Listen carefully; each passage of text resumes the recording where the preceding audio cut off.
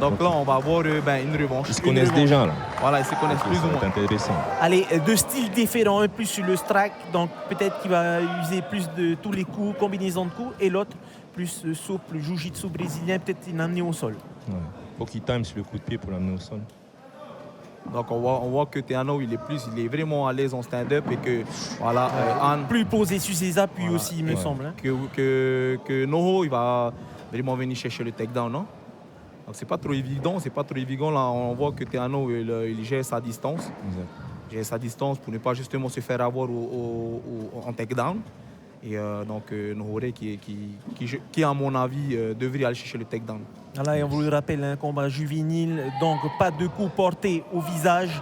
Et vous avez vu des gants beaucoup plus gros. Il me semble que c'est du 16 ou du 18. C'est du 20. Ah, du 20, c'est beaucoup plus gros. Ouais, alors. c'est vraiment pour l'intégrité des athlètes. Hein. Et voilà, on est en MMA Strike. Avec un casque. Voilà, avec un casque. Hein, Ce sera la seule configuration qu'on verra cette soirée. Hein. Ouais. C'est le seul combat juvénile. Et pour l'instant... On voit quand même que Teano a de bons réflexes avec ses low kicks. Hein, il gère vraiment bien sa distance pour attaquer sur les lows. Ouais. Et je pense que la stratégie avec son coin, ça va être de faire ça hein, tout le long pour ne pas se faire avoir par les takedowns.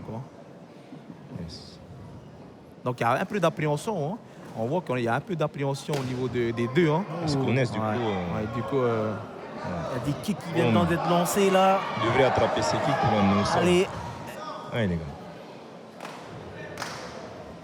Nohore qui va certainement essayer d'aller au clinch pour pouvoir le renverser ou essayer. J'ai l'impression qu'il a été un peu touché au fond, non? Non.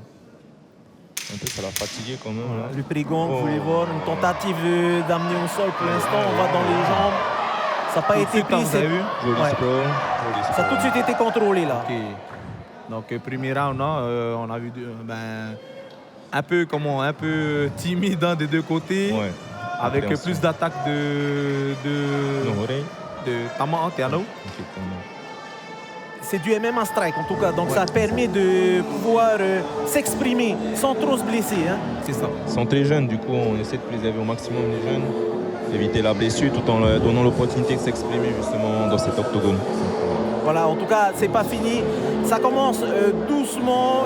On verra plus certainement des tactiques, des techniques, des combinaisons en technique au sol et tout, plutôt que des coups, des KO. Ça, ce sera pour plus tard. Exact. Allez, tout de suite, avec les ralentis de notre prestataire externe qu'on remercie aujourd'hui, qui se charge de la diffusion de notre championnat de Montréal ce soir, qu'on remercie, puisque l'équipe de TNTV, vous le savez, tous sont mobilisés sur la course de VA qui va durer 3 jours sur la Tahiti Nui. Voilà. En tout cas, merci de nous permettre de retransmettre cette soirée en direct pour toute la Polynésie. C'est parti là, le round 2. Allez, deuxième round.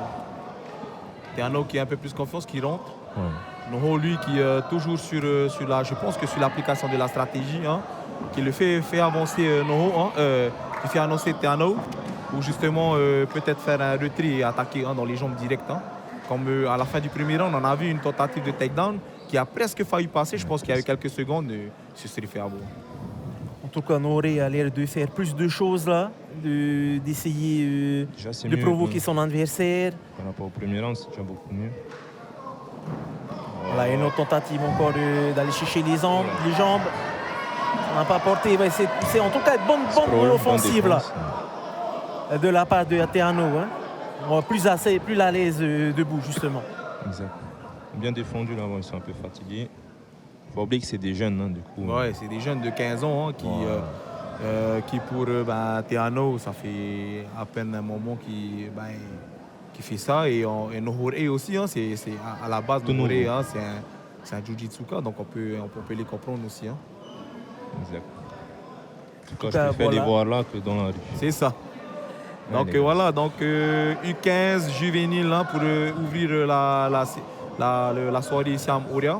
Donc si à l'initiative on a fait ça en plus sélective, c'était vraiment pour faire monter le niveau ici à Montréal hein, et pour qu'on puisse justement faire en sorte que ces jeunes hein, qui viennent de la rue, hein, viennent s'exprimer dans la cage.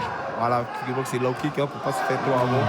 Oh, un enchaînement de coups de pied là, c'est reparti encore. Teano qui est très habile avec ses pieds. Et un style un peu plus agressif aussi. C'est ça. Il faut qu'il time sur son coup de pied pour l'amener au sol. Voilà, 10 secondes pour ce deuxième round. On vous rappelle que pour les combats juvéniles, c'est 3 rounds de 2 minutes. Voilà, c'est la fin de ce deuxième round. Vous avez remarqué qu'ils ont des gants un peu plus épais, des pattes et sont bien éducatifs. Alors comment ça se passe, Henri et lorsqu'on est en interround, dans le coin? C'est le moment de faire le bilan avec le coach. Et la plupart du temps, on fait le bilan et on voit un peu où on doit appliquer la stratégie de départ, où on doit modifier. C'est à ce moment-là que le coach te donne un peu les clés du combat. Te dire, hey, fais ça, fais ci, améliore ça, ou sors de là, ne fais pas trop ça. Et c'est un moment quand même qui est important parce que on voit que si on n'applique pas la stratégie, un coup qui est passé au niveau de la tête. Ouais. Si on n'applique pas la stratégie, quand même, c'est assez compliqué. En fait, on reste bloqué dans le jeu de son adversaire.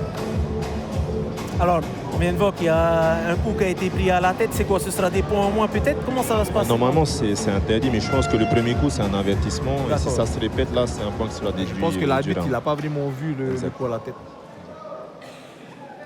Allez, dernier round de ce premier combat. Nouhourey en rouge face à Teano. Il faut que Nouhourey il attaque là. Il faut qu'il mette en place son takedown. Allez, finis ton takedown. Ça y est, il a passé. Maintenant, première chose, c'est quoi? C'est de passer directement en montée, c'est ça Il peut rester en side et travailler de la side avec une bonne foot choke ou passer la main. Voilà. Ok, là il est en montée. Alors, pour le grade and pound, on dit pas de possibilité de frapper sur le visage, donc que au niveau du torse. Je crois que chez les juvéniles, les frappes à la tête en grade and pound sont interdites.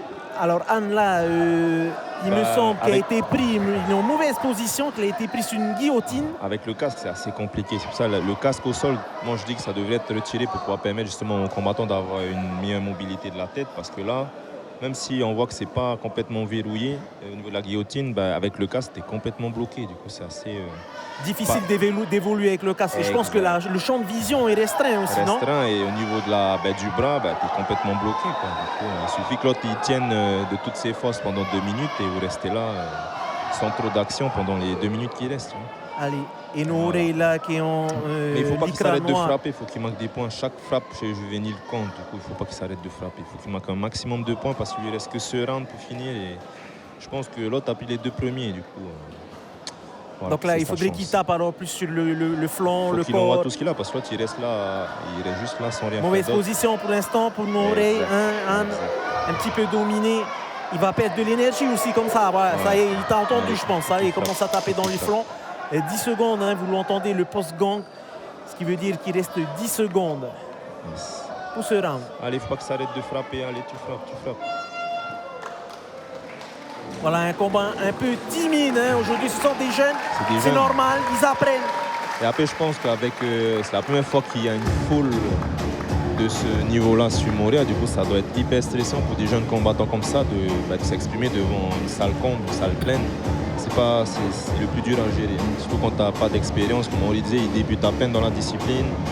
Et là, d'être sous les feux des projecteurs devant une salle pleine, il faut le gérer. Faut le gérer vraiment.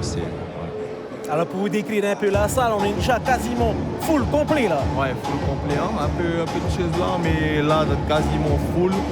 Le parking est full. Donc, on n'a jamais vu la salle d'Afrique comme ça. Non, on est à peu près à 800 places aujourd'hui. 800-900 places, c'est full.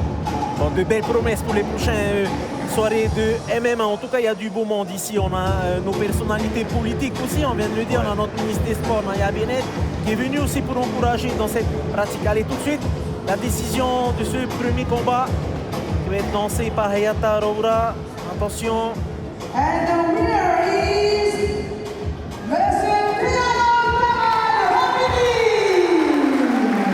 Teano, victoire pour Teano Tamar. Bravo, Victoire par Teano. il a marqué quand même le premier et le deuxième round, non? Exact. Même si c'était timide, hein, il a marqué le premier et le deuxième round. Le troisième round, il s'est fait emmener au sol.